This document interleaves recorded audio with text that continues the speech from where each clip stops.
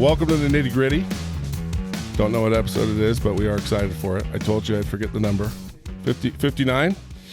Man, it's a good day. We got a couple of fashion icons in here. Oh boy! I mean, I feel like you're pretty known for your fashion right now. Like you're a pretty fashion forward guy. I've always been into clothes, and it's cool that people can see that now. Right. So it's been really cool. And then your side hustle is a point guard in the NBA. That's right. Exactly. So we have Frank Jackson, Utah's own. Yes, sir. Thank you for having us. And his buddy Trey Rose. The NBA is back for us. The NBA the is next in the hour, room. The NBA finally. is back. Let's get it. The part of the NBA I really like is Frank Jackson. There we go. Oh, man. I struggle with the NBA sometimes, Frank. I can see that. I feel like there's a lot of high-maintenance, whiny dudes that make a lot of money, like Dwight Howard.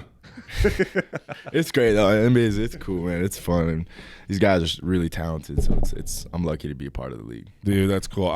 I'm lucky to get to see you pretty regularly with my Saints gig. Definitely. So it's kind of been fun to stay in touch, and but obviously things are a little shut down right now. Yeah. So you're home. Yeah, I've been home for the last 3 months. Really? So yeah, so we've been up at Sundance. We got this cabin for the last 3 months. It's been that's where you've been, huh? The funnest, chillest time of all time. Did we introduce Trey? I said Trey Rose. Yeah. Oh, you did. Trey's here. Sorry, Dude, I said two fashionistas. That's right. That's right. Come on. I said roommates. I think we should mention what you do, though, Trey. Definitely. What's your company called? It's called Rare Roses. Okay. Started about 3 years ago. We curate vintage clothing with our own brand as well. It's pretty cool. Yeah, we're seeing the old. Dropped, this hat. How do we refer to that Jazz logo? Just the mountain logo? Yeah. The good logo? We call it the 1998 hat. The 1998. It's our birth year, and that's when they were using the logos. That was your birth year? Yeah. Both of ours. Holy crap. So we dropped the website a couple weeks ago, and we did a Utah collection and a New Orleans collection. Okay. So we did the hat along with the T-shirt, and then we had just like tons of vintage Jazz tees, Carmelone tees, Stockton tees, way. and then up to what size? Triple X. What you need? Yeah, man. I don't know. Hey, I remember 8th grade. I don't know. We got you. We're gonna be on the lookout because there's some big size vintage tees for sure that are really cool. That'd be amazing. If you ever see a 4X come through, Well, it's funny. Let me know. There is this weird overlap between Utah and New Orleans. The Jazz came from New Orleans. Exactly. I mean, you even show up to New Orleans Arena, which was cool, and they have a whole corner of the team store. Yep. It's all like the New Orleans Jazz stuff still. Exactly. It's a trip. I see Jazz stuff all the time. Yeah. In New Orleans. Yep. It's crazy how that worked out too. I've never even really thought of it like that, but around Mardi Gras, you see tons of Jazz jerseys. That purple that meshed so perfectly. I love that colorway. That's my favorite Pelicans jersey. That NOLA jersey. Yeah, honestly, I wish that jersey. I hope we get more because we could have some really cool. I was trying to finagle one of those. So when right? I was going to feed you guys, which was only 2, so it was canceled the day before your game was scheduled here in Utah. I reached out to Ariel, the equipment manager. I'm like, can you please get me a Frank NOLA jersey so I can have him sign it when he's here? And then it all got I'm going to have to get, hey, I got you. We got the vintage tee, and I got a jersey coming for you. I'd love it. I got you. Oh, I can't wait. Listen, squeaky wheel gets the grease. Andrew. Squeak. Well, very, very cool. So let's talk about the fashion thing for a minute. Yeah. So you're into it. For sure. I mean, how long have you guys been friends, first of all? We met back in the 7th or 8th grade at BYU basketball camp. Very cool. And from then, throughout high school, we became friends. And then my first year. Where did you go to high school then? I went to Timpview. Oh, you did? Yeah, I'm from Provo. Did you play basketball all through school? No, I was a lacrosse player. So how'd you guys meet at camp? So Trey is Dave's nephew. Right. So I was the camp kid that didn't play basketball, but he went to every single camp every single year. This kid had the magic card to give us free stuff in the vending machine.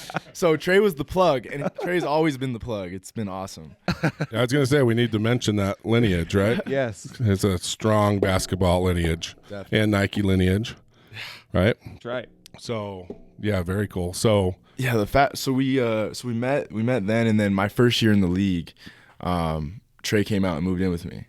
And from then, it was just kind of like a journey we've been on the last couple of years, trying to kind of figure out, what we're into really and what we like and kind of who we are. So it's been cool because we've been right next to each other the whole way. Very cool. And we're all and all of our friend groups, we're into the same things, same stuff. So from a young age, we've always been into sneakers, always clothes. It's a dangerous game. Hip hop, just It's a sneaker game. Oh yeah, It's a fun game. It's I got into it for a minute. And it got a little out of control. hey, it can get to you, man. It's It gets you, crazy. but it's just like, shoes are the coolest artwork to me, and just I got my Cactus Jack 270s right there on the love it. That's dope. I can't decide whether I want to keep them or not. They look a little weird. I'm a little too old for them, I think. I think you should probably flip those ones. Yeah, probably right. Well, that's way cool. So you guys are partners on this thing. Yeah, for sure. Yep. Definitely. Dude, it's got to be nice to have a friend out there too, Yeah, right? it's- Because you're dude, still a it's- young guy, man. No, it was I always say that Trey was like my biggest blessing, bro, because Right. he kept me. Yeah, he was That's there. He was amazing. there by my side, man, through everything, and it was like it's been really fun. Very well, Trey. You got to Goes come both eat ways. You got to come eat barbecue next time I'm in town. Yeah, no, I'll be Like there. you I'll just be come there. hang out. You don't just. I'll let you in the gate, right? This is the guy right here. This is the guy. No, Cam He's got is- more pull over there than me. I swear. Cam has a lot of pull in a lot of places. He's the man. No, that'd be amazing. Come get some food. We'll stock up the house because it is. It's hit and miss, man. You never know if the Pelicans boys will be in there when we're feeding everybody, but it's always fun. Well, very cool. Yeah. So Frank, where'd you grow up? Because So I was born in Washington D.C. okay, And then Why were you out there? Your dad So was my dad's from DC. Okay. And my mom is actually from Sandy, Utah. Okay. So my mom was doing an internship at the Supreme Court at the same time my dad was working in the Capitol building, and that's where they met. And then we moved to Utah when I was about 10 or 11, and just from there I've just been growing up. We moved to Lehigh first, and then my freshman year we took the move up to Highland, Alpine area, and that's when I went to Lone Peak. okay. Yeah. And siblings? Yeah, so I got 3 sisters and a little brother. So I have an older sister. I'm the second oldest, 2 younger sisters, and a little brother. Okay. Does your little brother hoop too? He does, and it's crazy because he's as big as. So I haven't seen him in a couple months because of everything going on. And he came in town the other day, and he is the same freaking size as me. How old is he? It blew my mind. He just turned 17. Oh my god. He's gonna be bigger than me. I didn't think it would happen, but I'm so glad it did. I saw him. I was so pumped. And he's dunking now. He sent me a video of him dunking the other day. That must So feel he's good. good. I'm like the only 6'5" guy that's never dunked before. Hey, I only done it once. I'm 6'5" too, so don't feel bad for yourself. A little bit better. Okay, good. But yeah, he hoops a little bit. He's a good little athlete too. Is he as good as you? Will he be? I hope so. Can he be? Nah, he can be. For So when did basketball get serious for you? Like, how old were you when you really, knew that you loved it and wanted to keep or go far with it? when I think it was going into my 9th grade year. It was Really? Yeah. Like because I love sports. I love sports. So growing up, I played. My dad had me in baseball, football, basketball. I golfed. I played soccer. I played lacrosse. Like Our theory. tennis Yeah, all camps. sports. Like he threw me in everything. So I loved every sport. And I was actually before we moved to Utah, we took a stop in Oregon for a year. We lived in Oregon for 1 year. My sixth grade year. And that's when I started skiing. And so Really? my In sixth Oregon? grade year, bro, I wanted to be a professional skier.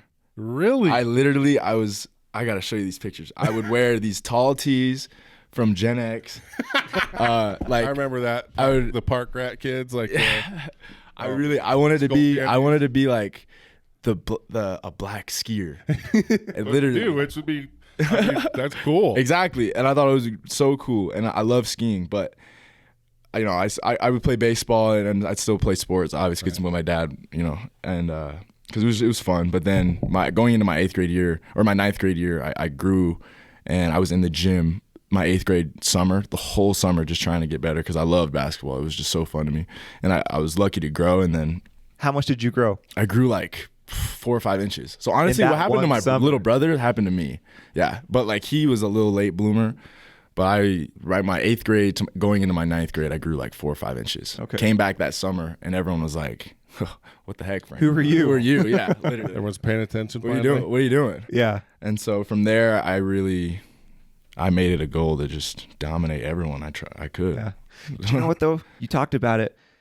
I hate the specialization in youth sports, like as early as it's happening. For sure. Like I feel like all professional athletes, almost all of them were multi-sport athletes. For sure. But Definitely. yet now parents, and I think it's the parents' fault, It's totally the parents' Mm-hmm. fault. They get their kids in. I mean, my oldest son is 10, and most of his friends have already chosen a sport At 10 and years do old? it year round. See, Most of his parents Most correct. have chosen their sport. That's correct. yeah, you get thrown into everything and then decide what you like and then like kind of go from there. Well, then you know what you love, right? Exactly, 'Cause exactly. you're playing everything, and then Exactly. you find, because it's like we've been talking about the last few weeks, the whole like passion over will. Mm-hmm. You know what I mean? Like, to be a professional athlete, you can't just work hard and get it. Like you if you don't love it, you'll never be able to work hard hard enough. Or how am I trying to say it? Yeah.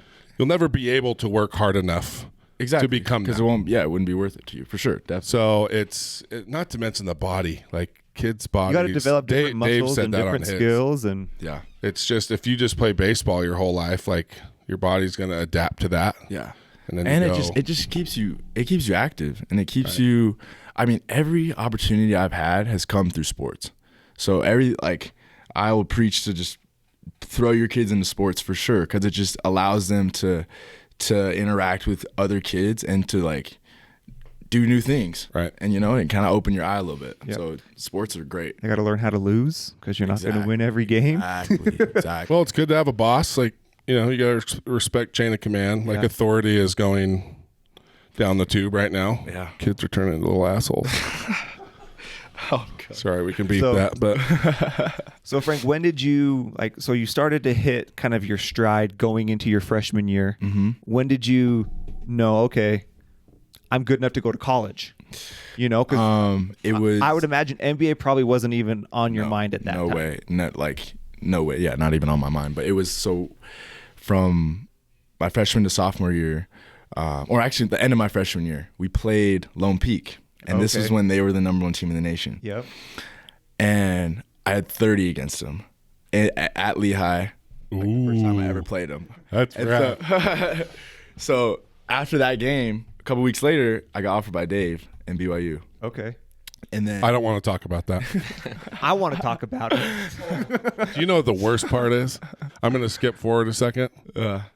I fed Coach K. oh, you totally did. Your dad Yep. asked me to do food. Coach I'm K like, came in I don't town know and- if I can do this. My mom was supposed to cook, but So I feel partially we definitely got that. responsible. We definitely got that Bam Bams. Coach K needed the best barbecue. You know what I'm saying? We had to give it to him. So you got offered end of freshman year for BYU. Mm-hmm. Okay. And then I made the transfer to Lone Peak, and then started playing sophomore year, junior year. I started playing AAU, right? And I was playing against kids who had these offers from like Carolina and Dukes and UConn and all these, high major schools. And I was sitting there and I was like, dang, I'm just as good as these kids. So it was that whole, and then so I decommitted from BYU. Was that a hard process? It was, you know what?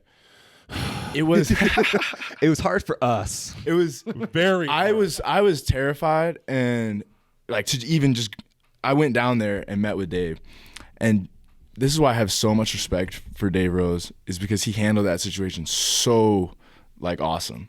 And he was like, you know what, he's like, if that's what it takes for you to know that you need to be here, you go ahead and do your thing, man. Like, I'm rooting for you. And from then on, like, I'll always have the utmost respect for Dave, because he's just like handled everything so professionally and actually genuine. And like every time I see him, I can, he's a genuine guy For sure. and it's cool. But So when you decommitted, did you know you weren't going back? yeah, honestly, my I mean, how do you say no to? at first, I know. yeah, it was at first I was definitely still considering it. Yeah. But then as it got kind of closer to that decision, it was either Duke, Stanford, or Utah. Oh, really? That would have been too much. I would have been pissed. I know We wouldn't be talking right now. I always think about if I were to stay home. But yeah, I went to Duke, and honestly, it was one of the best experiences I've ever had. And it was like, I mean, it wasn't easy in any single way, and it was so hard, but I'm so glad I went there. For sure. Is Coach K everything that he seems to be from the outside? Yeah, I mean, he's intense, man, and he wants to win. I think that's the biggest thing I took away from my time there. I think he built a dynasty from the ground up, and It's been there for so long. Exactly. I mean, even as a national So team, long. he's obviously got a gift. So Look I at have the a lot NBA of respect. guys that just love him. Oh yeah, and I have a lot of respect for the dynasty he built there. Yeah. I mean, you look at it and it's pretty. Well, it's pretty cool amazing. to say you're a part of that too. Yeah, no, it definitely, and it's cool because I have a good relationship with Coach, and I got a lot of respect for him. He has a lot of respect for me, so it was a lot of fun. Wow. No. But it would have been BYU. So that would have sad. been wow. That would have been a whole nother story. It would have been interesting. Yeah. Like that could have been. I mean, It's always obviously there was so much pressure, Oh, yeah. like so much expectation for Yeah. like the Lone Peak guys. Yeah. But dude, had you been there? well, it's always fun to think like, what if if Right. if Jabari would have come to BYU, right? yeah. Or Frank if you would have stayed, like all these NBA guys that. See, that's the only school though that I'm like, I get it. It's And Duke. that's why. You have to get Right? it. And that was cool because people understood. For that- sure. Yeah, they were. If you'd have gone to Utah, yeah, Oh yeah, it probably would have been. I off. probably would have definitely Stanford, got I get it. some Like hate Stanford's DMs and amazing, everything. but it's Duke. I mean, if you're playing basketball, It was, I mean, Duke, really cool 'cause- Kentucky. I mean, there's a few, but Yeah, I got a lot of I think support they're the from people in my community and people from here because That's good. they wanted the best for me. so it some was people cool. are a little. BYU fans can be special. Definitely. I mean, I read a couple things. Oh, from that, dude. but it's It's because we can't drink. Like if we could just drink after we lose a game, Might chill everyone But out. we just go to Twitter. Seriously, And man, it's that's Twitter, man. ridiculous. That's Twitter. That's a dangerous Oh thing. man, BYU's fandom Twitter is nasty. Well, So when you're going into high school, then now you have the big names coming after you. At that point, are you thinking NBA? Yeah, I think once I got my once I decommitted and saw like how many schools I was coming at, and then when I got that Duke offer, I was like, wow, this is a reality. Did it surprise you to get a Duke offer, or did you kind of expect So, it? so I got this is crazy. Our first tournament in the summer, we were playing our first game, and I had like the best game of my summer, like the first game opening day, best game I played all summer. And I come off the bench, and my dad was the assistant coach at the time, and I go sit next to him, and he goes, Coach K was at this game. And I was like, Wow. no way. Like, are you serious? And I was like trying to find him. He's like, no, calm down. Like, you're good. He's right over here in the corner. Act like you've been here before. And I was like, no way. So we won the game, and we played this really good team, and we're a team from Utah. Right. So we show up to these tournaments, and it's me and Yoli and a bunch of white dudes. Love you, Oli. My dog, yo. And so we would come and we would compete, and we got a lot of respect from people in the circuit. But anyways, after the game, we won, and our coach was talking to us, and I get a text, random text, saying like, hey, this is Coach K. Oh, Great game. I'm going to be in touch. And I was like, I looked to my teammate, and I was like, are you guys messing with me right here? Like, are you kidding me? And I showed my dad. I was like, no way. And then he called me like a week later.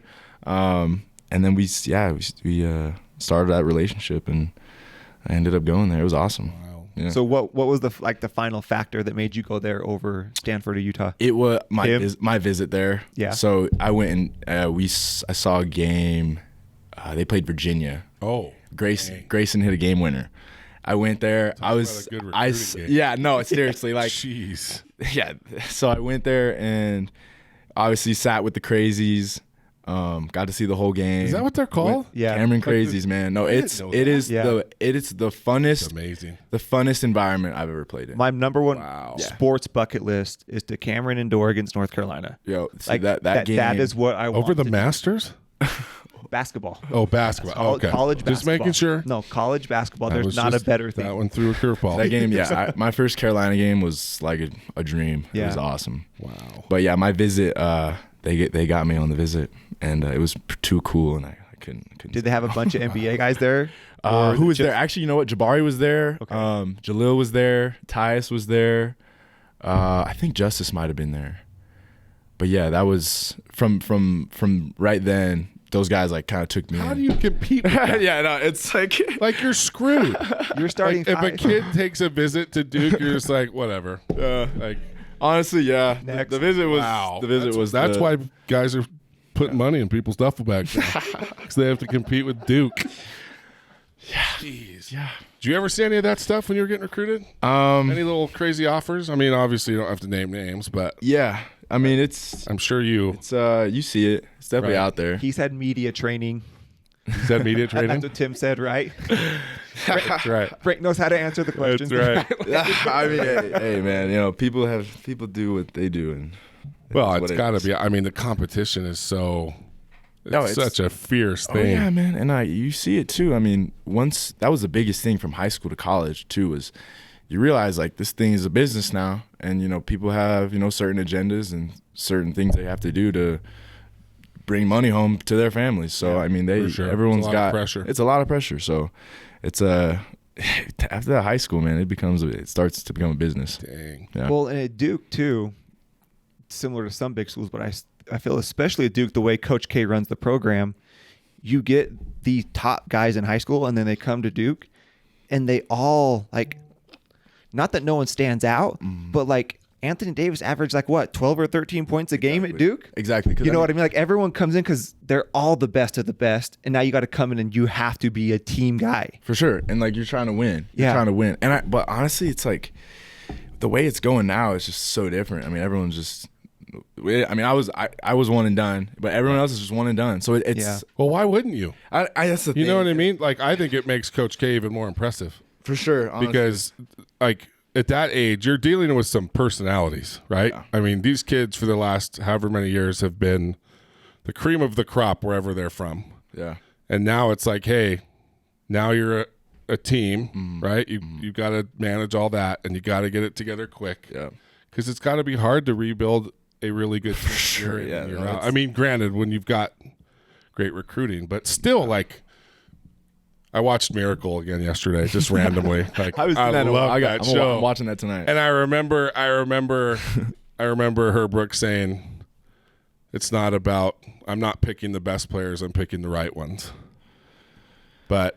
And it just kind of made me realize, like, just having the best players doesn't guarantee you anything. Not like, at if they all. don't mesh, Exactly. if they don't play as a team, exactly. Everyone's got to buy into it. there's a lot of really good teams out there. So, that's where the coaching comes in. Exactly. Like, that's And that's what why makes him special. Yeah, and it's hard to win because not everyone can do that. Right. You know, and it's cool because Duke it really sets you up to be a pro.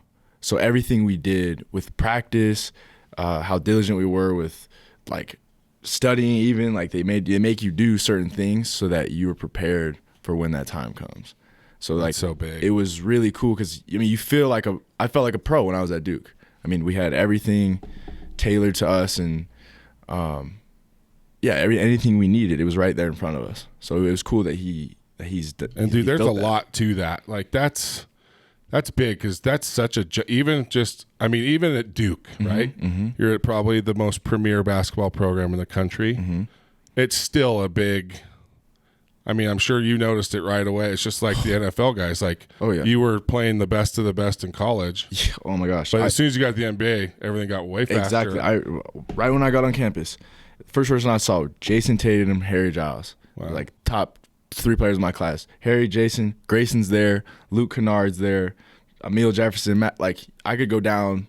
I mean, from my year, there was like 8 dudes I think that are in the league now. Right. So it's. That's it allows you to just raise.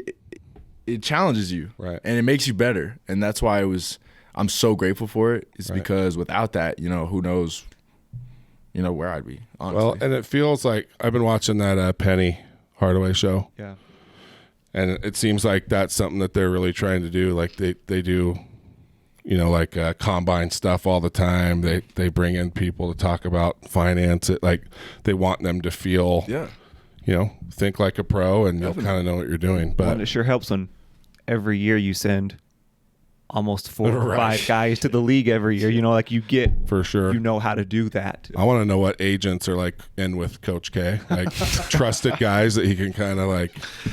Here's a guy you can go see. I trust this dude.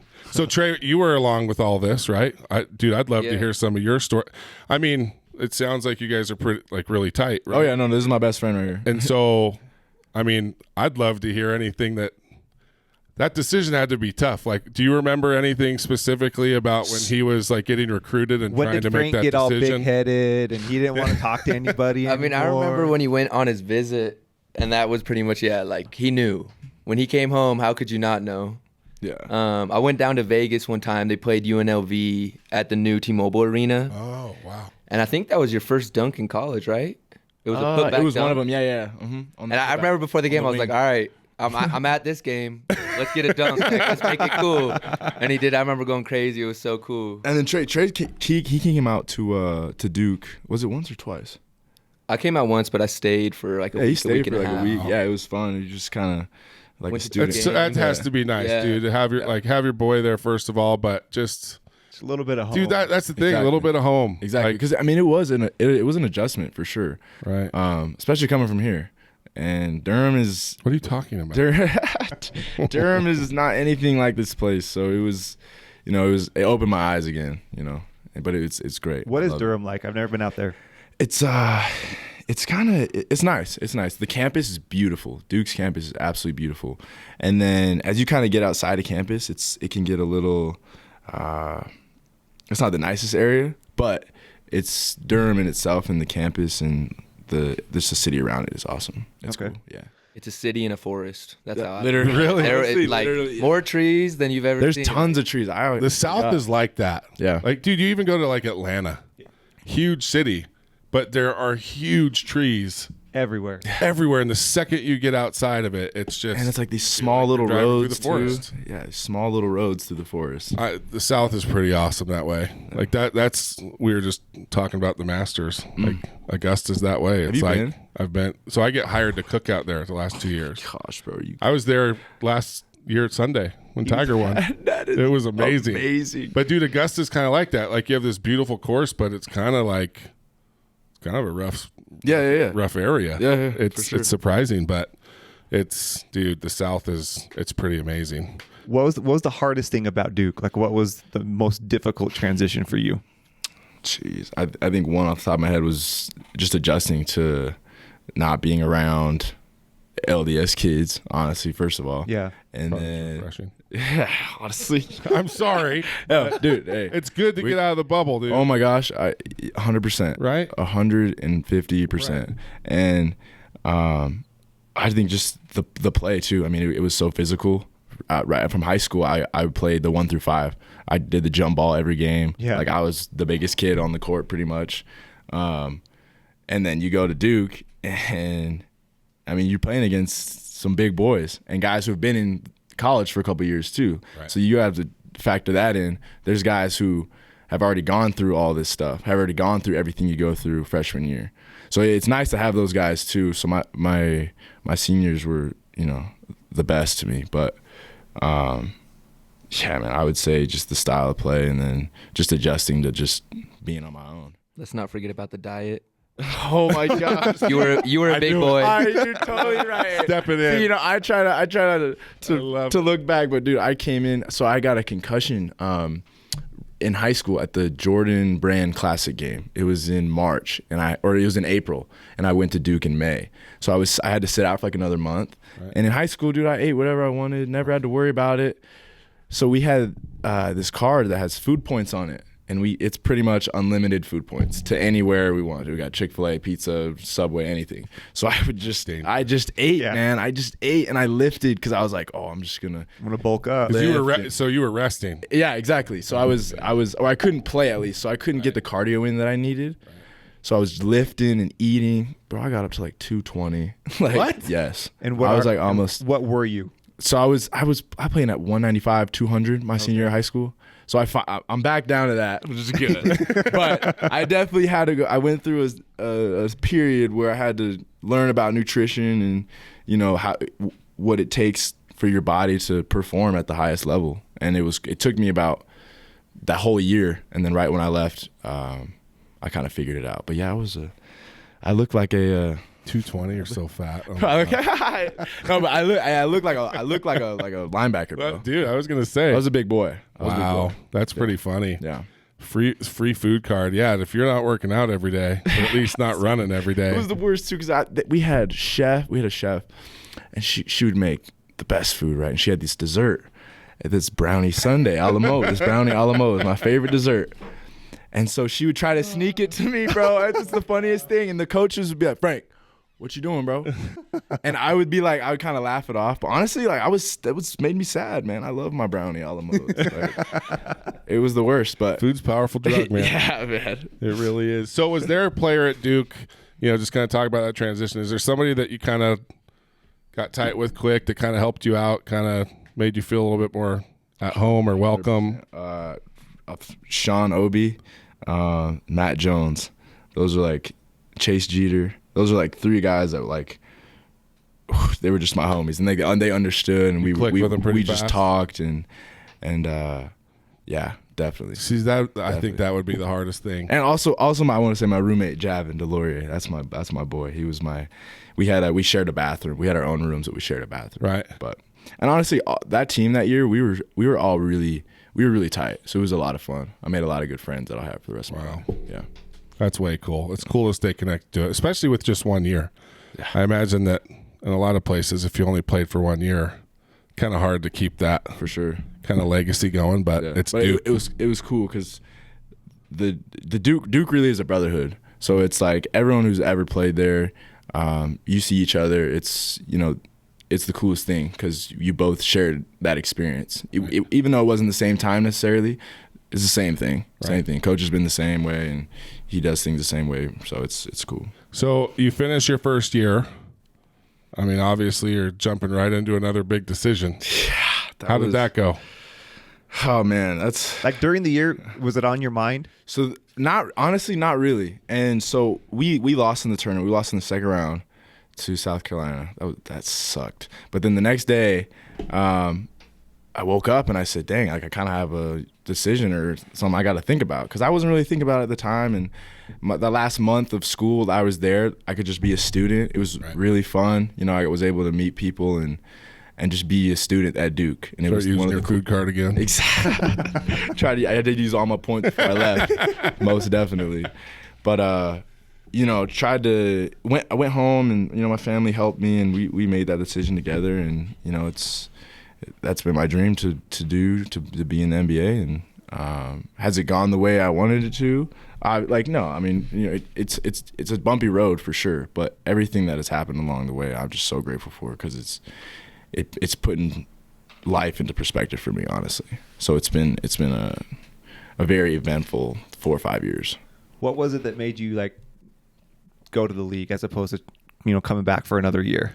Honestly, you look at, like you said about these coaches, they bring in other kids, right? So, and honestly, what it came down to, I had confidence in myself. I knew I was going to be all right. That's what I wanted to do. I know that I could play basketball. So at the end of the day, that's why I did it. And I felt like, I was ready to go to the next level and get better there. So that just so people can understand, like picking an agent. Yeah. Like that's a stressful thing for people. I watch it in here after football. It's cool because you'll see agents bring in some, like the players. Yeah. Like to meet with them, like take them out to lunch. Bro, I've even sat in on a few of them. It's like, dude, my parents don't live here. Like, will you just come and sit in? And it's so fascinating. Dude, it is such a sales pitch. The whole thing. And so what was that like for you? So that was something that me and my parents had to go through. I mean, we had no idea, honestly, and they helped me a lot with that. And yeah, like you said, you would go and you'd meet and they'd tell you all these things. And honestly, I'm on my third agent. Really? I'm on my third agent. I never would have thought that ever. Wow. First agent just didn't work out. Second one got with the whole FBI thing. Oh, really? Yeah. So I was like, does that have to happen? About the like with the Adidas stuff, and I had no idea. And then my agent now, Jaron Akana, he's actually an LDS dude from Hawaii, and he's been great. He's been awesome. How'd you meet him? So I met Jaron. Actually, which is crazy, I met Jaron briefly in high school because Dave Evans, he was my coach at Lone Peak my senior year. Dave played for Jaron at BYU Hawaii. Jaron came to the game, introduced himself to me, we met him, and then years later we met up. So it was like really cool how years down the road we're able to. It's kind of meant to be. Exactly. Almost seems like. Exactly. And dude, there's got to be, there's better agents than others, right? Oh, because I mean, 100%. They have to balance so much. I mean, so you much. got to know the teams. You got to know the execs. Like, you got to be able to make phone calls to get your guys placed, And juggle multiple clients usually, right? Yeah. Well, you were hurt throughout that process too. Exactly. So that was another huge thing in my life. You weren't like working out for teams, were you? No. So I said I was going to the league, and then went to the combine, played in the combine, did the testing. A week later, I broke my foot right before I was gonna work out with teams. So I didn't even get the chance to work out for anyone, which was like, I thought I was screwed. Honestly, I was like, dang, this is a big blow. And then at that point, can you decide? Because Yoli kind of had something similar. So that was right? no, I was all. So after after the combine, I went all in. Okay. And then literally a week or two later, broke my foot. And I was like, no, like it was the hardest, toughest thing I probably had to go through. 100% the hardest thing I've ever gone through. And the crazy thing is I broke it and then rehabbed. I got drafted, thankfully, by the Pelicans. Rehabbed the whole summer. First day back, broke it again. Missed the whole season. So at that point, I was like, no way. I think it was your ankle. I mean, ankle, foot, same. Okay. It's my foot, my fifth metatarsal. I mean, it's pretty impressive that because you went, what, 31st? Yeah, overall? 31. So it was, yeah. And you weren't even working out for team. I didn't work out for team one time. So close to Jazz could have had him. He probably would have left. He wouldn't have taken it. Wouldn't have had a choice. He would go to Duke. Maybe one day. But then the second time I broke it, that's when Trey moved out, and Trey took care of me. Like my third day in New Orleans. Yeah. Really? When he broke his foot? Yeah, his little brother was. My little brother, he was coming to visit me. He was leaving like the next day or something. But then I had to fly out like the next morning. And Dude, you were probably pretty down. bro, I went through a very dark, honestly, year in my life. It was really tough. Well, I mean, Dude, so Trey saves the day. No, Trey saved the day. You've got to be Trey written into saved that the agent's day. contract. I think the agent's job's a little easier because of Trey. Trey's going to be an agent next time he comes back. Say, let's get the law degree going. But That's really cool, we've though. talked about this with some of the pro guys that have come through here, like that emotional roller coaster, because in high school, you are the man. Like you can do, to your point, you're playing all five positions. You were dominating people. You get to college and you're still doing that. You know what I mean? And now all of a sudden you go pro and now you just don't play. Exactly. You know, like that Well, would be pressure about making the decision to leave Duke, right? And then you're about to go work out for teams, And I break my foot. and then you break your foot. Yeah. It was So now you're stuck. Like you have to, like you said, Literally. follow through with the league thing. literally, and that was like that. Like I said, that whole year, I really tapped into like kind of what was important to me, you know. And it was eye opening. My relationship with God saved my life too. I think it was hard because it was a new area and New Orleans wasn't home for me, Right. and it was something I had to adjust to, and it's really cool now because that place is my second home. It's dude. I love it. New Orleans. I love it. There isn't Nothing like it. another city Nothing like it anywhere. Like I'd say it's the most. I always tell people, like I lived in Chicago for a long time. Like you know how like black people live in this neighborhood. Like in Chicago, it's like Polish up here. Yeah. Like everyone's kind of segregated off. New Orleans though. You go to I love the casino. I love Harris there. I'm not gonna lie. Love Harris in New Orleans. Boy, dude. But it's just like, dude, everybody gets along so good. Black people, white people, like everyone is so friendly there. Friendly, It's a really like They're accepting. it's a little bit of a dirty city, like For sure. It's below sea lot of level. it. It's moldy. I mean, it's dirty for it's sure. stinky. Definitely. But the people are. I've just never been in a city with better, at least a big city, with just nicer people. yeah, just like genuine people who That care Southern about each other. hospitality. Dude, but it's even another level. Like, it's just that I love that it is so diverse, and it just seems like everybody gets along so well. Like you don't, I can't explain it. We got to inject that into the country. No 'Cause kidding. we You really know need what? that You're right right. now. Like people can learn a lot from that city, 100%. especially considering what that city's been through. And so I don't know, dude. I feel like the people that play there, you can't ask for a better fan. Like they love their teams. Yeah. Yeah. Right. Yeah. No, it's great, and honestly, it's really cool that we're right next to the Saints too, because you get to see all of that, and shoot, that team's done so much for the city, and it's really cool to see. It's true. Like it is. Dude, the same, and now you're starting to see more and more Pelican stuff. Yeah, exactly. Like it really is catching up. Zion came in. And he dude, resurrected the Pelicans. I wasn't going to bring up Zion. I'm sure everybody asked you about him. But that when he was drafted, bro. The day he was drafted, there was just a different energy in that city, like completely different. Did you know him before? Because he was a Duke boy. I know. I met him a couple times. Okay. And we at Summer League, we really got to know each other really well. But yeah, man, he ignited this fire in everyone, and it's awesome to see. Well, really, the whole NBA. Yeah, the whole that honestly, kid. Think about the weight that's on that guy's shoulder. It's a good thing he's a big dude because he's carrying a lot of weight. And the thing about it is the kind of type of dude he is, he's perfect for it. Yeah, it's because he's level-headed. He's just a big kid, and he just wants to win and just play hard. That's all he wants to do. So he can handle it, and it's interesting to watch because he can't go anywhere. You know, he can't go anywhere, and he. Oh, dude, I can't even imagine. Yeah. Because he just stands at like... It's nuts, bro. The people we have outside of our hotels is insane. Like, insane. Every time we pull up to the bus, 4 a.m, there's a hole with only Zion everything. So hoping that they get one signature. It's crazy. That is wild. Did you have to... I mean, because he came in, he got hurt, right? So you guys kind of shared that a little bit. Like, definitely. Was there something that you were able to kind of... walk him through maybe a little bit of that? Honestly, I go back to Summer League is when obviously when everything started popping off, and he was so caught up in what to do and what decisions to make. And I was just like, hey man, like honestly, what I've learned is like at the end of the day, like this, you got to do what makes you happy. And like I know all these people are telling you certain things, this and that, but you got to do what makes you happy.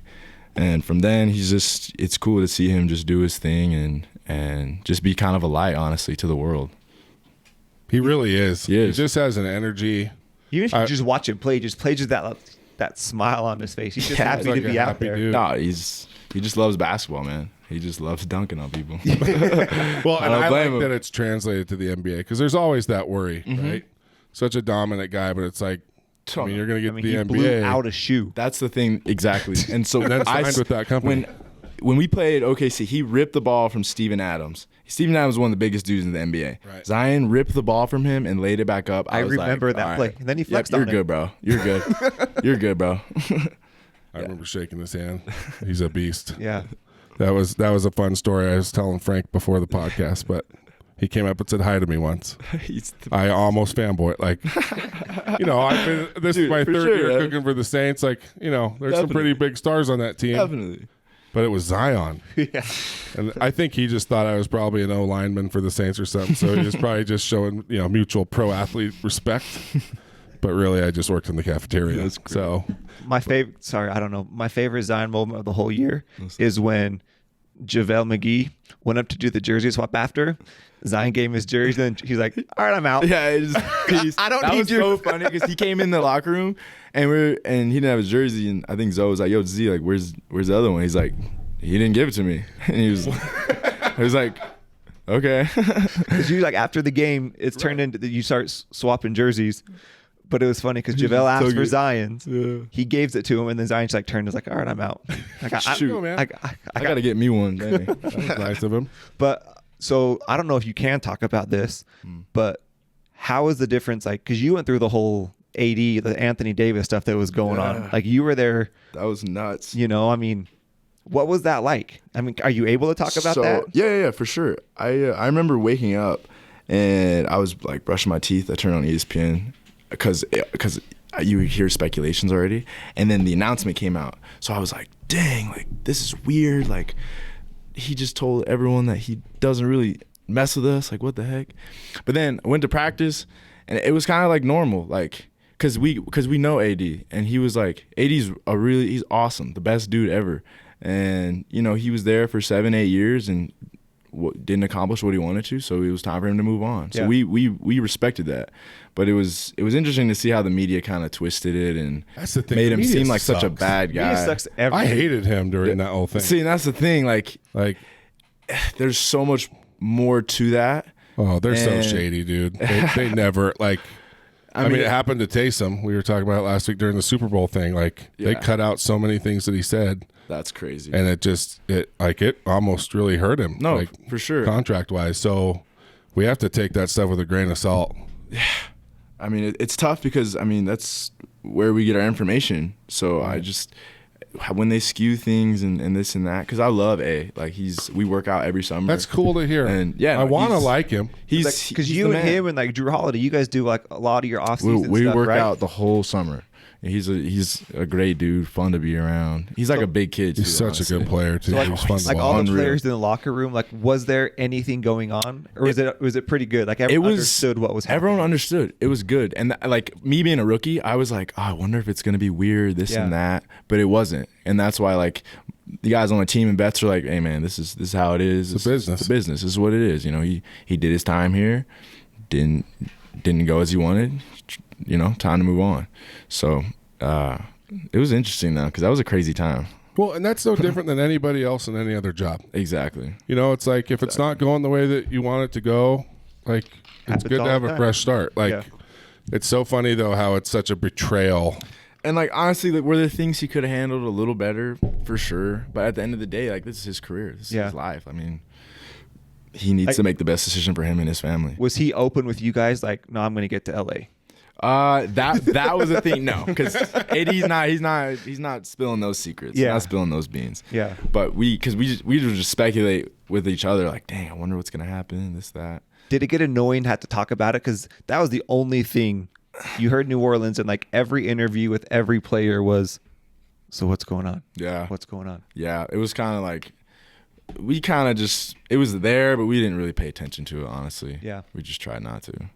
I mean, it was in the middle of the season. You guys had to focus on winning games. Yeah, exactly. And it was tough though, because that was the hard part. Because we were trying to focus, and they made it hard sometimes. But Dude, I imagine. So I fed you guys like, Jesus, probably only 2 weeks after that announcement in Utah.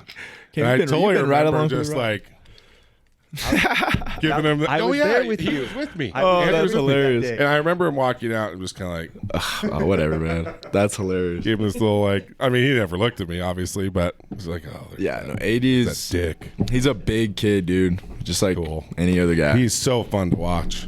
He's so You know, talented. there aren't a lot of big dudes that. And he's only getting better too. Working out with him in the summer, it's like, jeez, man.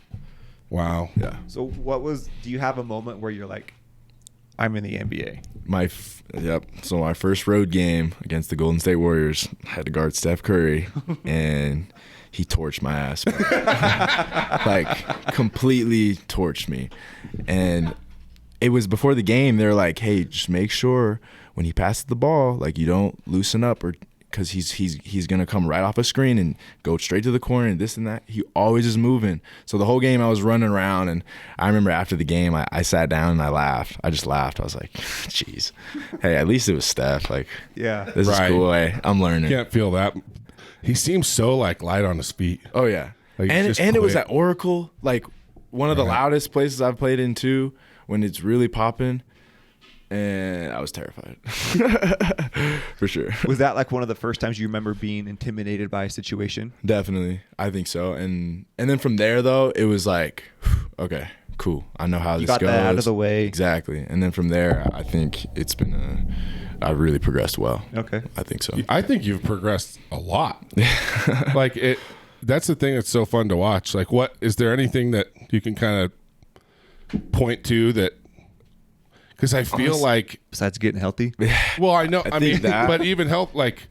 But you can see it. Like, Yeah. you just get better and better. Like, For you see sure. a few more points, a appreciate few that. more points, a few more points, a little bit more time, and it's, Yeah. and now it's like, dude, you're really productive. I appreciate Like it. when you're in, stuff's happening. But is there something that kind of, I don't know, led to that, or did you change up anything, or Honestly, I'd say just over time. I think just getting comfortable and getting my confidence back. Right. Because, I go back to high school, my confidence was at all-time high. You know, you go to college, you get humbled a little bit, and then you gain that confidence back, and then you come to the league, and it's a whole different situation. So I think for me, getting healthy, figuring out who I am, what I like, what I'm into, cleared my mind, and it's just allowed me to just kind of be myself again. Right. And so when I'm out there, I'm just always remind myself to just, I know what I can do. Just be yourself and don't get caught up in everything else. And you're going to make mistakes. It's the NBA. Like, not everything is going to go your way every single time. And that's one thing I learned too. My rookie year, I've always been really hard on myself, and I've tried to just get better at that. And Drew Holiday, my teammate, he's like the biggest guy to help me with that, because he's like, hey man, like, I had a bad game.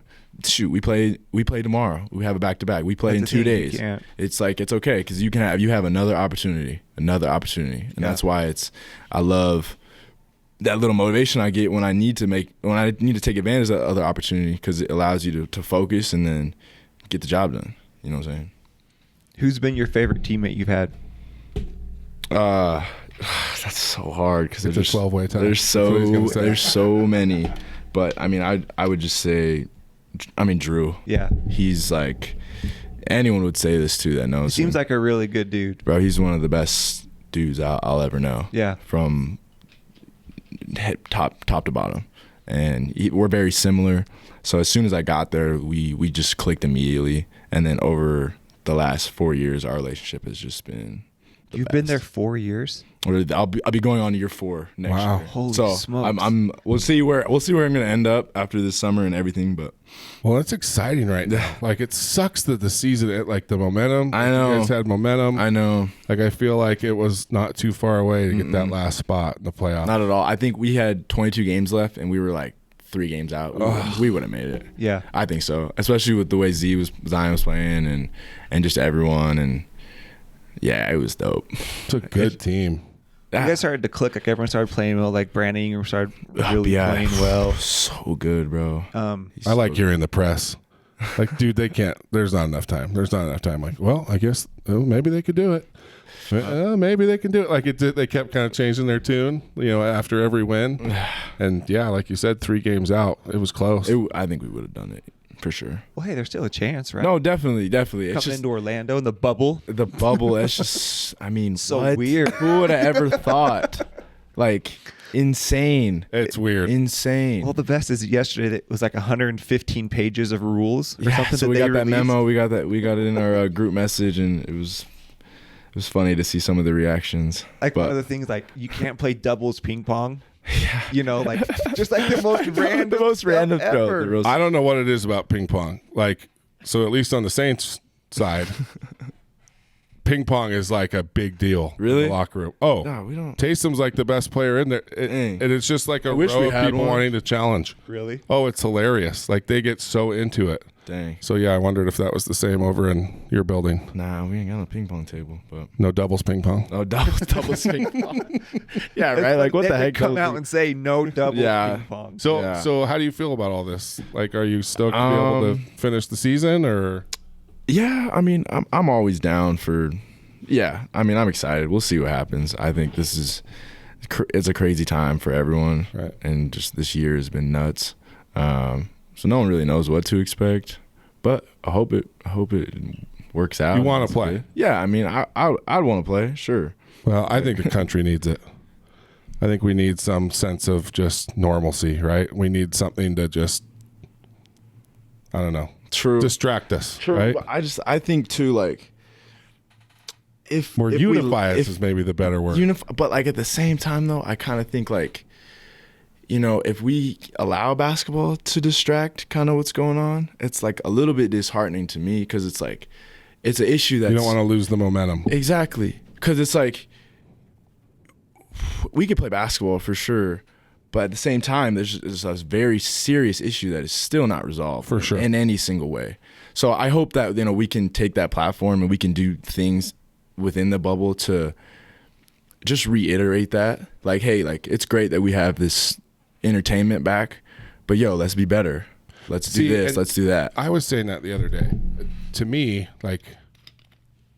I think that gives a stronger voice to the pro athletes. Like, we're back on TV, like everyone's going to be watching, like more than normal, because we just are so hungry for sports. I'm watching Korean baseball at 3:00 in the morning. Right? So like to me, it's like when I hear some of this stuff about like not distracting the conversation, I'm like, I think that it can do more for the conversation. I hope that they do that. Like, right. Well, yeah. And I think the players have the power to do that. For sure. Especially, For sure. Plus you'll all be like there together. Yeah. Like I think there could be some really cool, get together. Let's make a plan for tomorrow. Like let's all like get together center court the first couple minutes of the game and take over and say what we want to say. Seriously. Yeah, it will be good. It will be good. And I think we can. There's a lot of ways we can get creative with that. But I hope that we do make that honestly the main focus, because we play basketball, but then we got to go right back to that, because that's a serious problem, man. So let's talk about that for a minute, if you don't mind. For sure. So you grew up in Utah. Mm-hmm. So the last couple weeks we've really been, especially 2 weeks ago. Like it was almost a 3-hour episode with Yahosh and Tim and it was a lot of it was just, and our niece Milena, right? A lot of it was just for us to finally have like just real talk, and so we could learn. Definitely. And I grew up in LA. Like as far as like diversity goes, I worked in Chicago for 9 years. Like what's up. It doesn't like register to me. Like I guess I never thought. I never thought it was as bad in Utah as it actually is, but I get it now. Yep. Because I don't think people are intentionally racist here. I think they just don't know how to act. And that's part of it. And it's been cool because I've been able to see both sides, honestly, because my mom's white, dad's black. My dad's family, they grew up in the South. They experienced a lot of, and I've been able to hear those stories my whole life. And so we moved to Utah, where we're the only black family in the community. I'm one of 5 black kids in my high school. The other one, the 2 is my sister, me and my sister. So it's been cool to have my dad's perspective and my mom's perspective at the same time, because it is so different. And like you said, like people here sometimes maybe don't intentionally mean to be racist, honestly, but that's what it is, and that's what it comes off. That's what it comes off as. And it's times like these where we need to sit down and have those conversations and say, hey, like, just because her hair is different doesn't mean you have to point that out.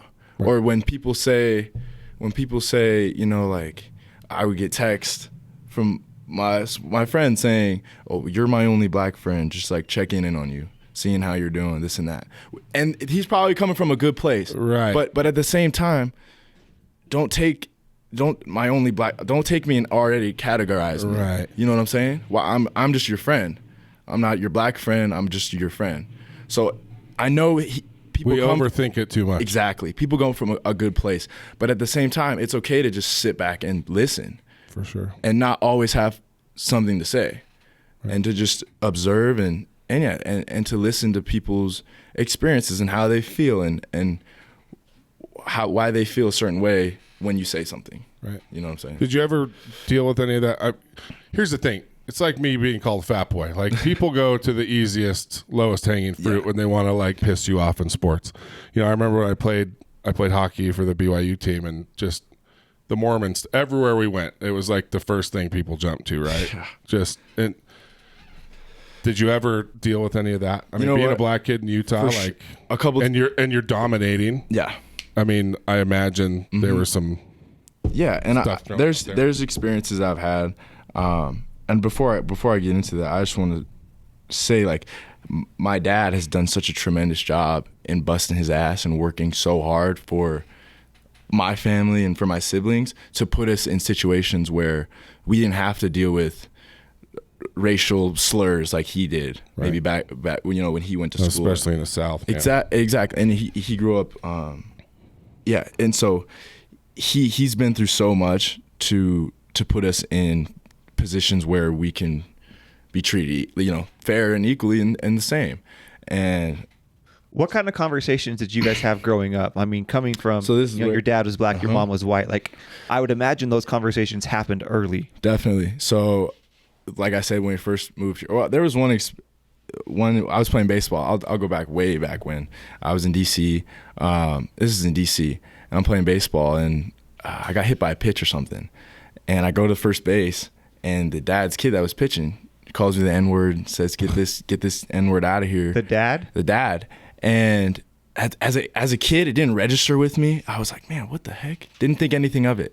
Fast forward a couple years later, I had an experience with at the school that I was attending at the time in 8th grade, and me and my siblings went there, and we were known as the black family. And it's like, we were the only, we were obviously the only black family in that school, but that's what we were referred to as, the black family. And so I didn't really register to me again. And then another incident happened, and my dad had to sit us down, and he told us stories of, incidences that he dealt with, and that my grandma and that my grandpa have dealt with. And from there, from right then and there, you see it. You start recognizing it more. You recognize it. And honestly, if I wasn't good at basketball, and I couldn't put a ball in the hoop as well as I could, I don't think, some people wouldn't respect me the same. Because I get that all the time, especially in high school. I would walk around and, people would come up to me and who were really nice to me, whatever. But instead it was, oh, wait, you're the kid that dunks, or you can do this or that. It wasn't, hey, like, what's your name first? Or try to even get to know me a little bit. You know what I'm saying? So it's just like things like that I noticed throughout high school. And honestly, I never really let it affect me, but you notice it. And you have to think about it. I think that's what I've learned the most from having these conversations is, even if something doesn't happen, you have to be conscious about what's going on around you more than I have to be conscious about what's going on around me. Yeah. And just the looks, like, it doesn't have to be verbal, just like you said, like, just people staring, and exactly. It's crazy. But the more we talk to Yehosh and Tim and Milena, the more we realize that even Isaac too. Yeah. I mean, that's the thing. Like, he's Polynesian, right? And it's just like, being a person of color in Utah, you do stand out 100%. like crazy. And there's a lot of people that have never lived anywhere other than Utah County. Yeah. And I hope that we can all just educate ourselves. And even me, like, it's opened my eyes, because I grew up, I'm from Utah. I grew up here, like, for the most part, and I see certain things, and it's opened my eyes, man, because it's like, it's a problem, and it needs to be taken care of for sure. So that we need to have those conversations that allow people to be educated, to understand. Give me a really honest that we can cut later. Is Utah a more racist fan base than other places you play? Honestly, because you hear stuff, right? You see what's going on. Like, I don't even know. From like Westbrook, they had the most public stuff. Trey, is Utah? No, I'm just kidding. We'll take it off Frank's shoulders. I'm going to say this. Honestly, everywhere in this country, you see guys, or you see people say the most ignorant things. And I think it's tough, because in Utah, this is a majority white state, as people think. Utah County is majority white, for sure. And you get down Salt Lake, it's different, obviously, but not that's that much. But not that much, and that's what Utah's known for. And so I think that kind of eggs it on a little more. Yeah. Because when people you know what I'm trying to say there? Jazz fans are douches. No, Jazz fans can be bad. No, they're like BYU fans. They go a little over the top, and it's so sad, because, like, well, in Utah, the way the arena is too is fans are just on top of you. Yeah, and I think talking trash and talking smack is part of sports, but it's when you, like, attack people personally is when it's like, bro. And that's what you're a loser. Like, you don't attack someone. Like, you're a loser. Like, you paid money to come watch us play. Yeah. Don't sit here and say anything about my family or about my personal life, because you have no idea. So that's why it's like, when I hear people yell just the most absurd things, I'm like, dude, you're just a loser, man. Like, come on, you don't know this guy. Yeah. We're out here we're trying to do our job and and play basketball. That's what we like. But we're normal people, bro. It's like you can't just, if someone came and you was cooking barbecue and over your shoulder, it's like, man. Oh, the nice thing though is I could like whoop their ass. Exactly. I don't have a camera on. Exactly. But it's the same Right? concept. Like you have someone at your work yelling in your ear telling you that you're a piece of this and you're garbage and that. It's just like it's the same thing. Yeah. It's like, you can definitely talk your smack and support your team, but just respect. Keep it sports related. Exactly. Like you suck at 3-pointers. Yeah. Well, I think here's the other seriously. thing is you talk about that. The fans here don't know how to talk trash. Yeah, I know that's another thing I think too. there's a sense of I would say that need a trash talk Utah 101. Jazz You know? fans are like, let's just talk about income.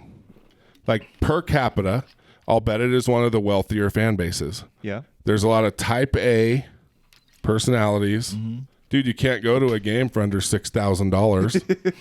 And so I feel like, dude, I hear some people, I grew up in LA. Like I grew up a Lakers fan. Yeah. And I really do like the Jazz.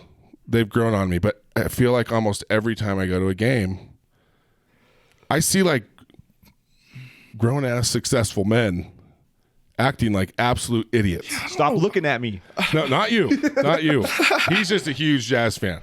So, But you can be but it's just like when they get personal, man, it's just like that's what I'm saying, like, it's- obviously something's wrong with you, bro. you so. see like even the courtside guys like standing up and yelling, and I don't know. It's got in basketball. I've always said that NBA has it the worst because you don't have a dugout, which is stupid. Yeah. Like, why aren't the players like I never even thought of that. drop down there's into the no floor with like something over them, like they haven't been like a dugout? I've never even thought of that. You know, That's a like, good point. dude, you have a courtside like season ticket holder. I'm in the right next to huddle. me. Yeah, for Dude, sure. I sat two Yeah. down from Steph Curry that one night when you when you took me to the game. I rubbed shoulders with James Harden on the bench. Like me and James were just like sitting on the bench. He's like, I what's would up, have dude? elbowed him. Yeah, man. That's a good point. I never even thought of that. It's dude, that's crazy. Like, what other sport are the fans this like closer than this? Literally closer. I mean, like, there was that shot of- It's literally like you wouldn't even know that Yeah, that's the bench. 'cause and they're it's another behind seat. you. Yeah. New Orleans does it pretty good. I like that they There's have space- that there's space in New behind the Orleans. bench. I think it should be like that everywhere. So yeah, I've never really understood why the players are so unprotected in basketball. But Hey, that's a it's funny you good bring point. the talking trash, and it's clicking to me though, because if you haven't played sports, you don't understand how to talk trash. Very Right. true. And so you got a lot of these guys in Utah that haven't played sports, and so the only thing that they know how to do is like See, and offend but you. that's the thing. It's like, not right. If you don't know, why would you say anything? It's like, bro, Well, they think they're on the team. They want to get think the other before team's you head. speak. If you're not sure, it's the same thing with just everything that's going on. It's like, yo, educate yourself and then speak. Like, don't just say stuff. Like, but Well, and it's good to hear, like you hear it. yeah, Like, and like you said, these are still real people. And I think that, the media certainly doesn't help. No, Because, not like, at all. it's like AD, right? Like, how much crap did he hear because of what we all heard? It's like me giving him the little glare, like, I hope you don't like my food. exactly. Like, when he's walking out, I'm just like sure. You know what I mean? Like, and that was based on hope you media. got And the so, bad piece and of I feel Christmas. like people, like, if they have a bad day, especially like right now, like people are going through tough times. Yeah, man. And that's why I think everything kind of gets amplified. And so you go to the game, and I mean, some of these players are totally villains to them, right? Yeah. And they just kind of, they don't look at them as real people. No. They look at them as like, dude, they make millions of dollars. They can Yeah. handle it. And Like, then give me a break. When we know that comes with the job for sure, but it's just like just a reminder, bro. Like we are the same. For We go sure. through the same things you do, bro. Right. And Yeah, it's crazy. Like, and people need to remember it. And I think this is good to talk about Definitely. too. Like, I don't think a lot of people have talked about just how you react or how you carry yourself in a sports venue. So Frank, teach him how to talk trash, man. what kind of stuff is appropriate? I mean, if guys missing shots, yeah, just Talk ball. tackle him, and yeah, just anything. Nothing has to do with personal. this, nothing. Yeah, like when you say, "Oh, well, your wife and your daughter," it's like, Oh, come on, man. You don't And even. people get crazy because they learn kids' names and they get yeah, that's the thing. There's so much accessible info now it's bad. that And it's just like, you don't even have never had a conversation with that person. Maybe talk to them and then decide if you want to say that. But, you know, I know they can't do that, but I just put that in your mind into perspective. That's what I would say. That's a really good point. Like, would you say that after you had a conversation with that person? Exactly. You know? And it's like, too, like, the fans know that they can't do anything to them. Mm-hmm. You know, like, they can't, except if you're, you know, Ron Artest and you run up and beat somebody. Like, that probably felt good. Even that, he still couldn't get to what he wanted to do, though. It's like, if, and he did hit the wrong dude. If I'm in the street, the people, they're not saying that stuff. No. You know? Everyone's like, it's almost like social media in real life, right? Exactly. Like they can type on their keyboard. That's a good way. When you're in the arena, I can just yell at you because you're gonna see them for one game. They're not gonna remember. Like you're anonymous. Yeah. Right? well, Yeah. and part of it, like if I heckle someone, like I want to say something so they're gonna hear me. For sure. Like I'm not gonna say something rude, but it's like if I say something, like I want to say it when it's quiet. Right. I want you to hear what I'm gonna say. Well, and as long as it's the right thing, like, I'll be looking out for that for sure. I mean, who was it? I think it was Tracy Howard. Andrew said something to Andrew Gross said something to him about his like McGrady. or Tracy McGrady. That's what I meant. And he said something about his hair, and he actually turned around like that was a good one. That's funny. Like, that hey, was- yo, your hairline's receding. right. It was something Bald, like that. Whatever. Like, And that's dude, he funny. laughed and had fun with it, and Definitely. like to me, that's what you do, right? Yeah. But we gotta remember it's still a game. They're real Like, people. They're real people, and I mean they hear it and they remember it, and I mean it's not just pro sports; it's You know, they go through it every night. every night. That's the thing. You know, that one fan comes to a game and doesn't come to another game for a couple weeks. We have 4, sometimes 5 games a week. So guys got to hear that every night. And it's fine. Like that's what it comes. That's why we do what we do. But Yes and no, though. Still Like, a thing. How many other people? Like, there's a lot of people making $1 million in True. Utah. Like, when is somebody going to come into your job and make fun of your family? Exactly. Like, what would you do? You'd call the cops, exactly. or they wouldn't even get in the office to be able to tell you that. You know, everyone needs to hear So, this like, just conversation. buying a ticket doesn't give you the right to scream it. Like, dude, And they're working that's- their butts off. That's what people think. They think Right. that I bought the ticket, I'm entitled to do or say whatever I want. It's crazy. No. We live in such a strange time. Very strange. So, well, and it's a good thing to talk about because there's so many different ways. I mean, as far as like touching back to the racism thing, it's just like I loved your point about like how's things, like you're my only black friend, dude. Are things going good? Like I get that people don't realize that's racist. It's like it's literally taking someone and sticking them in a box already, Right. from the jump. So it's it's like somebody saying like, dude, you're my only fat friend. How's things going? Like, I'm not trying to be funny. Like That's For sure. exactly what it's It's the like. same that's what thing. it is. It's the Like, same- wait, I thought I was just your friend. Like, oh, okay. Like, you oh, don't so wanna be- that's how you look at me. right. Okay, that's cool. I think that's a great point. Like that's something that people need to really, because like you said, it's probably coming from a good place. Like they're just 100%. looking out. But It's like we need to have. That's not the right thing. It's literally, hey, if you want to text, you want to say something, it's bro, I got your back always. I love you, man. Like simple as that. I got your back. No matter what, I always got your back.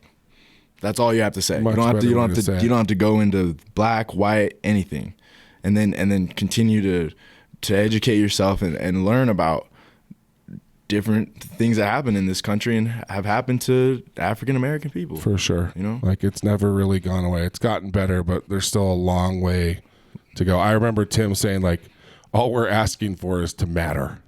Like We're the just Black asking for Lives civil Matter. rights, not equality. That's the We're thing. just I was asking like, for civil rights. if you think about Black Lives Matter, is it even far enough?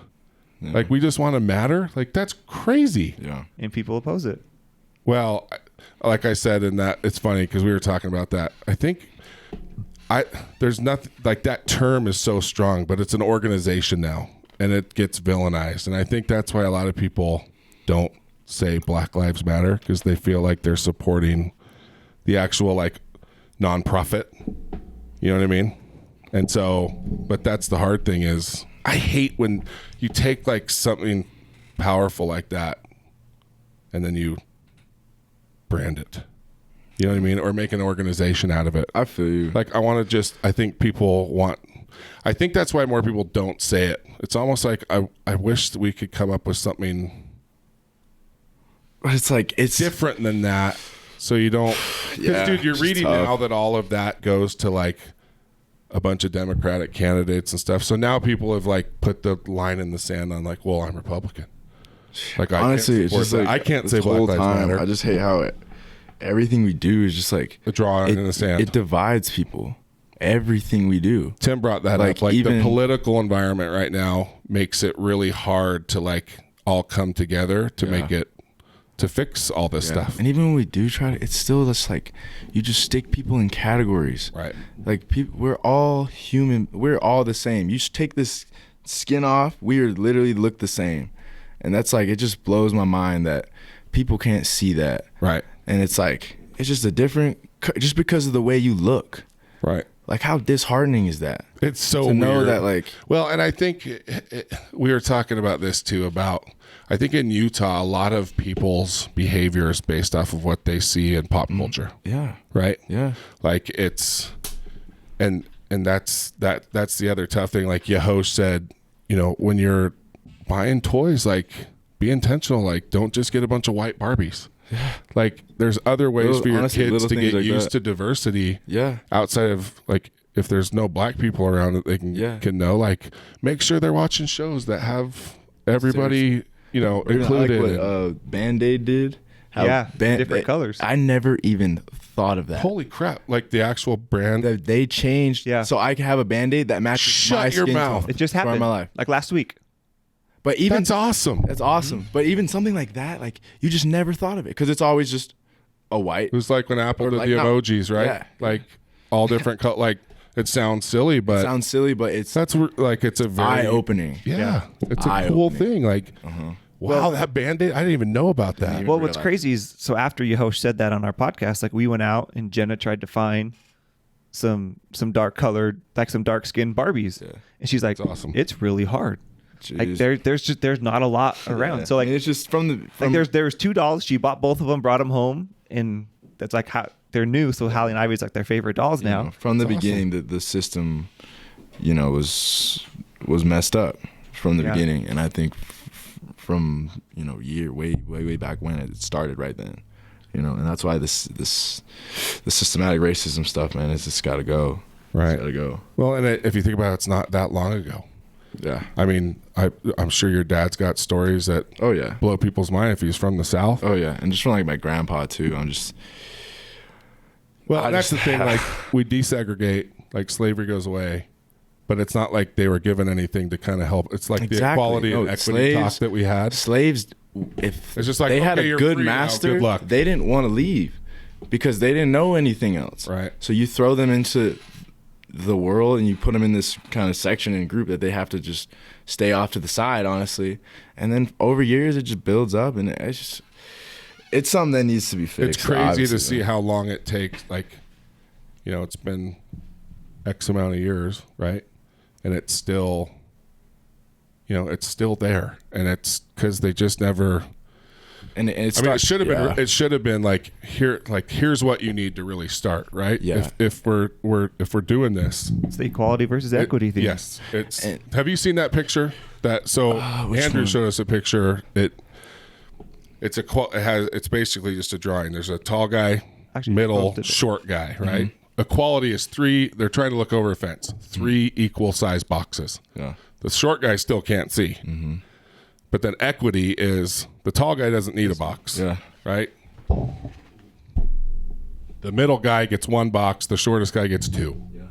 Like that's equity, right? Mm-hmm. And that's what we need to look at. Because I'm sorry, if you're born in Southside Chicago, you're screwed. Yeah. Like the chances of you getting even 10% of the opportunities a kid does growing up in Utah would be a miracle.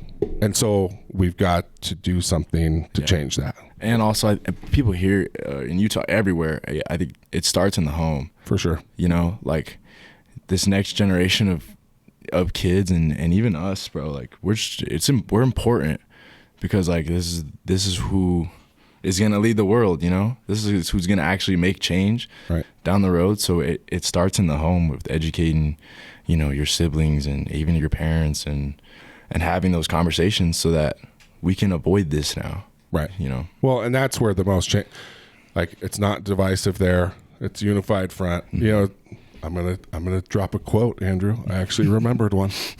This guy's like an encyclopedia with quotes, but we have a picture hanging up in our house of Mother Teresa. It says, "If you want to change the world, start with your own family." Mm-hmm. That's beautiful. And it's a great point. Like, if we're all talking about it, I will say Tim said that he noticed more momentum with this than he's ever seen before. Of course. And which is why they don't want to go back and play, because they don't want to That's the pause thing. or kill the momentum. right. Yeah. Well, and like you said, I think there's two ways to look at that. I think it can bring people together and give an even larger platform. And a healthy platform, because that's the other thing is, Yeah, it's just like, there are some people doing some crazy stuff. Yeah. And it's if we do things that divide us, I don't know. I think the most popular sport in America, I would still maybe say football maybe is number one if we're going off of like revenue. Yeah. But like as far as surging, it's basketball. No, basketball is it's Like I think the youth love basketball. they more than any love other sport. basketball. Yeah. Like, and so to me, the NBA could. I really feel like the NBA could kind of like, we can have these conversations and all be doing something together. Yeah. Which is supporting our team. So really I don't hope- know. I hope that we'll see. I mean, I get both sides for How sure. much conversation are the players having about this right So now? we had I've had a couple Zoom calls, but we had one Zoom call with every NBA player was invited. Just the guys, and it's kind of split a split decision right now down the middle. Yeah. Because everyone's scenario and situation is different. Everyone has their own agenda. Everyone has their own families. They're trying to take care of this and that, and even some guys have families who wives are pregnant, who they're going to be away from for the next 3 months. Yeah. So like our families can't even come to this bubble.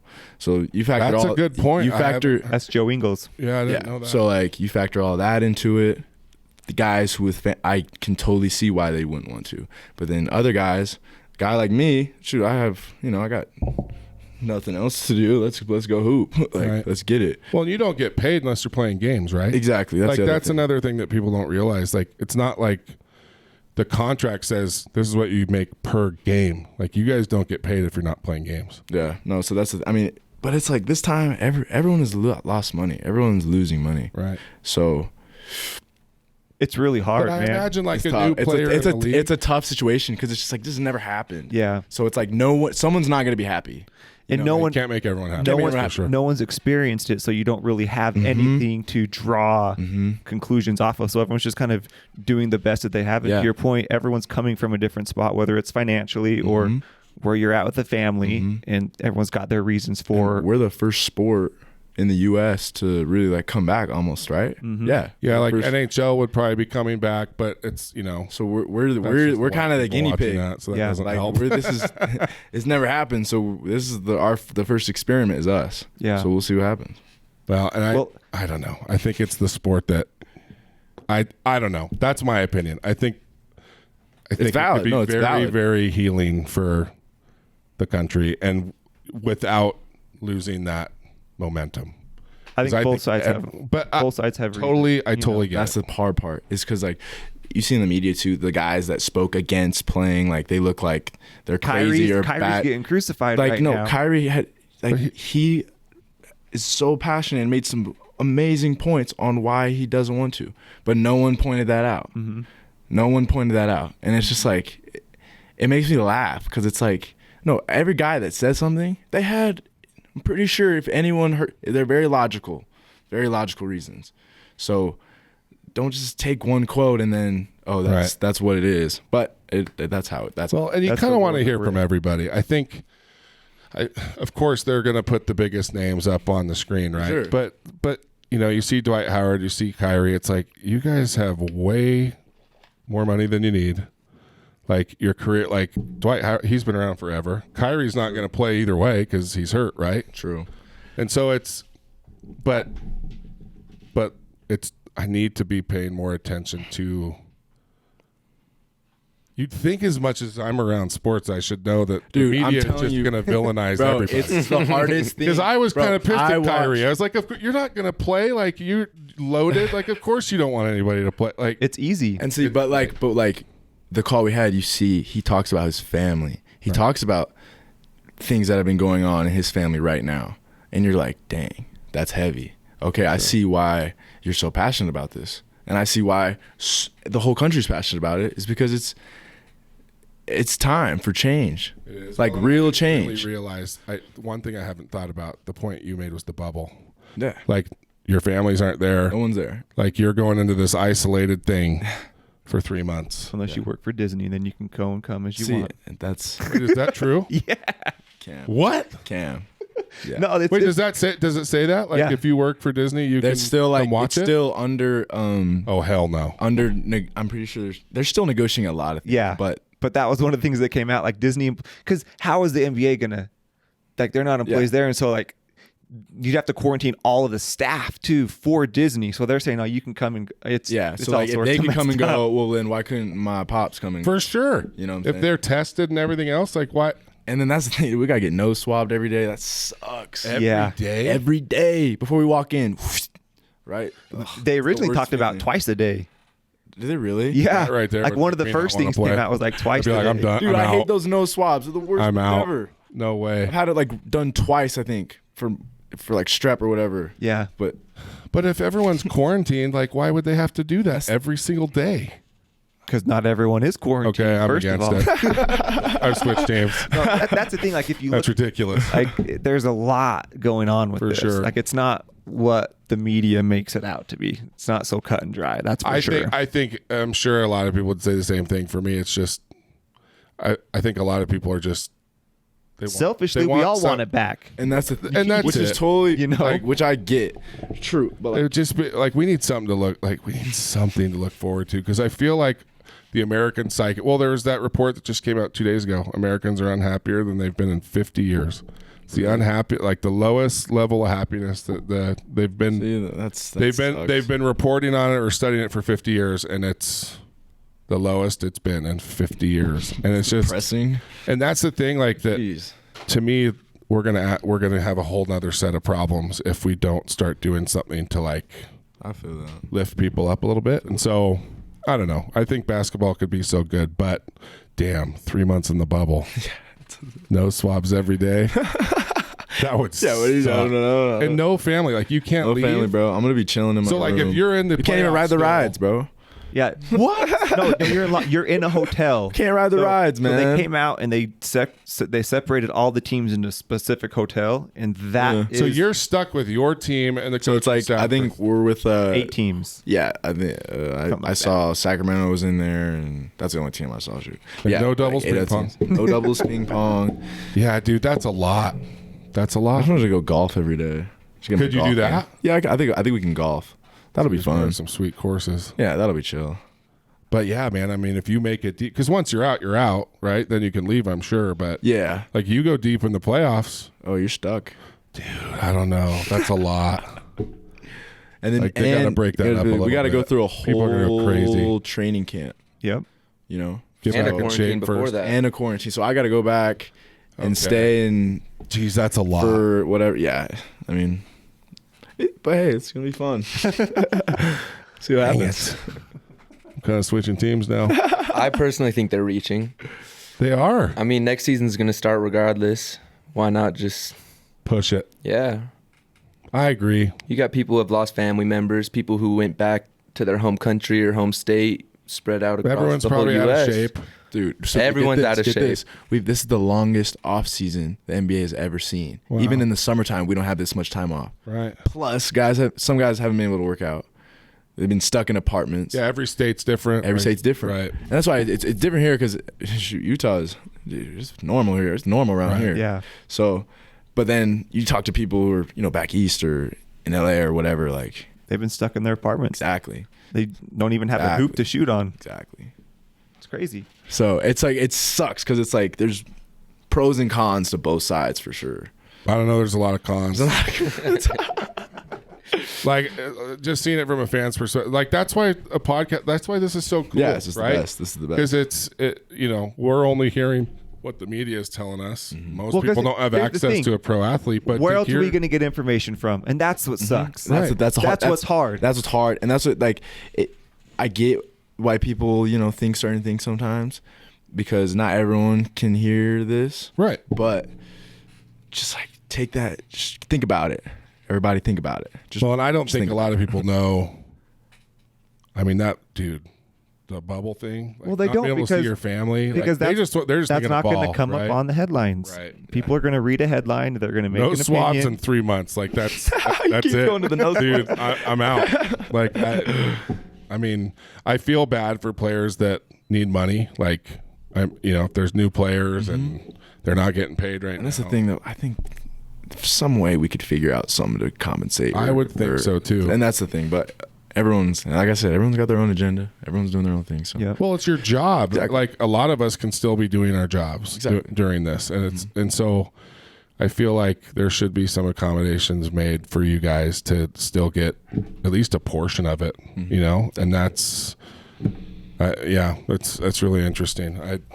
Lots to think about. lots to think about. I just want fans in next season. Dude, that's the hardest That's thing. all I want to 'Cause see. I They're would talking about no want fans all year next year. I want the fans too, because it's just like that's the other thing. We got to play with no fans. yeah. That's a whole nother situation. Watching I was watching I didn't even English forgot Premier about League. that. I know. English People aren't Premier even League talking about yesterday it. started soccer, and there was 2 channels. There was the game, and then they called it the enhanced game, Are you serious? and they Yeah, have fake fans. crowd noise like going through. So like if way. something happens, they're hitting buttons Talk like show. boos. Was it Like, cool? Did It actually was pretty legit. That's Like, that's cool then. See, I was thinking they need to just create an app.